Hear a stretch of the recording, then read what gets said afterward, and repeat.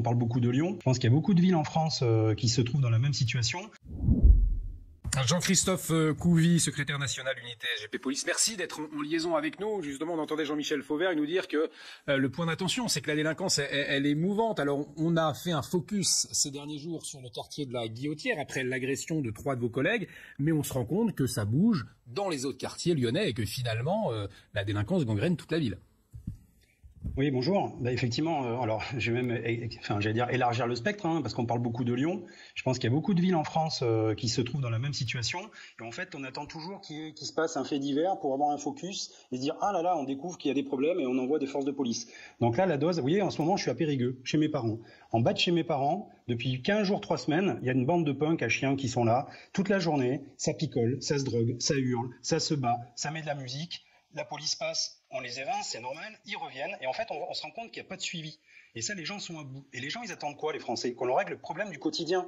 Et on voit bien justement qu'on a du mal à régler le problème du quotidien, parce qu'il faut une chaîne, mais j'allais dire une chaîne pénale, une chaîne locale. Et là, quand vous voyez à Lyon, le maire, déjà, c'est bien que M. Darmanin se déplace, puisque du coup, ça fait déplacer le maire aussi. Il peut aller voir au moins au contact des habitants, et il peut se prendre aussi une tartine de réalité, et les gens peuvent vider un peu leur sac et leur dire ce qu'ils pensent un petit peu de la gestion des hommes politiques. Voilà. Donc, on voit bien, la baguette magique, c'est quoi? C'est souvent d'ailleurs dans les quartiers populaires que la délinquance s'installe. Donc, on y met des forces de police en nombre, c'est-à-dire qu'on fait un petit peu le ménage pendant quelques temps, et une fois que c'est pacifié, il faut remettre des forces de l'ordre derrière, en nombre, pour occuper le terrain. Et il faut rien laisser passer. C'est vraiment l'impunité zéro. C'est ce qu'ont fait d'ailleurs les Américains il y a quelques années à New York, avec le coup de la vitre brisée. Et en fait, ils laissent rien passer. Il faut que la justice passe et soit vraiment, j'allais dire, sans pitié envers ces multirécidivistes. Et effectivement, faire le tri. Ceux qui n'ont rien à faire dans notre pays parce qu'ils ne respectent pas les lois de la République, je suis désolé, mais on les renvoie là où ils sont nés. C'est pas être facho, c'est pas être réac, c'est juste appliquer les lois de la République. Alors justement, vous le disiez, le ministre de l'Intérieur, Gérald Darmanin, vient rencontrer de vos collègues, notamment, c'est dans le quartier de la Huchère cette fois, ce sera pas à la Guillotière, ce sera dans un autre quartier, et également faire des annonces, et parmi ces annonces, l'ouverture prochaine d'un nouveau centre de rétention administrative. Vous attendez quoi de cette venue ? La venue d'un ministre, c'est toujours pour faire passer des messages. Alors effectivement, les messages de soutien, on les apprécie, mais derrière, il nous faut des actes. Donc on attend effectivement qu'il y ait aussi des renforts qui arrivent sur Lyon, parce que nos collègues ont besoin entre 200 et 300 policiers supplémentaires pour réaliser à bien leur mission. Et en même temps, on sait très bien qu'on a un problème, c'est-à-dire que les effectifs de police, il n'y a pas des usines à créer des policiers. Donc il faut les former, ça prend du temps. Et surtout, c'est que pour envoyer des renforts, il faut vider quelques commissariats. Et on sent bien qu'actuellement, on est un peu exsangue un peu partout.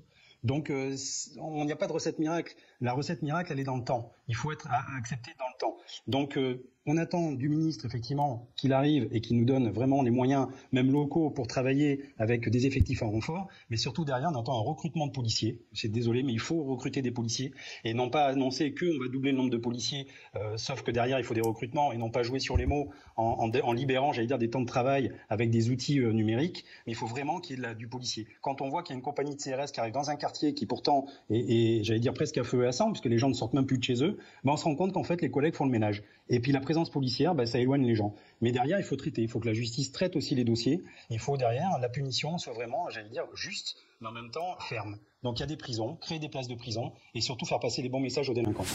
Gérald Darmanin, donc demain à la Guillotière, à Lyon en tout cas, je le disais, ces dernières semaines, il a tweeté rapidement. On se souvient de son dernier tweet concernant un des suspects qui finalement avait été relâché. Bref, beaucoup d'annonces, on le voit d'ailleurs en ce moment à l'écran. Entre les effets d'annonce et la réalité, vous, de terrain, qu'est-ce que vous constatez ? Alors, quant au tweet du ministre, moi je ne fais pas le SAV du ministre et je ne suis pas dans sa campagne de com.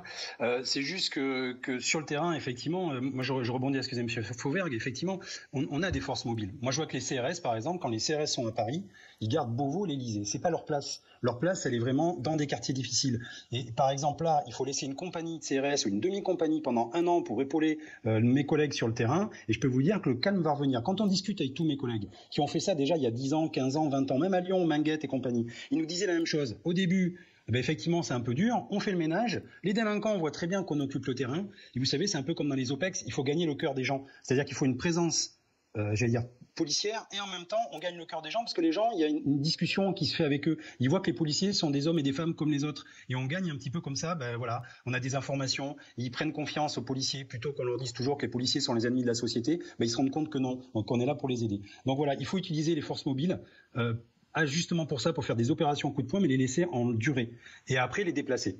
Donc bien sûr qu'on attend que l'effet, si vous voulez, c'est qu'on a toujours des effets d'annonce où on dit toujours, voilà, là aujourd'hui c'est bon, on a encore dépassé une ligne, on tape le poing sur la table, ça va changer, vous allez voir, demain on va régler tous les problèmes. Et puis on se rend compte que le temps reprend le dessus.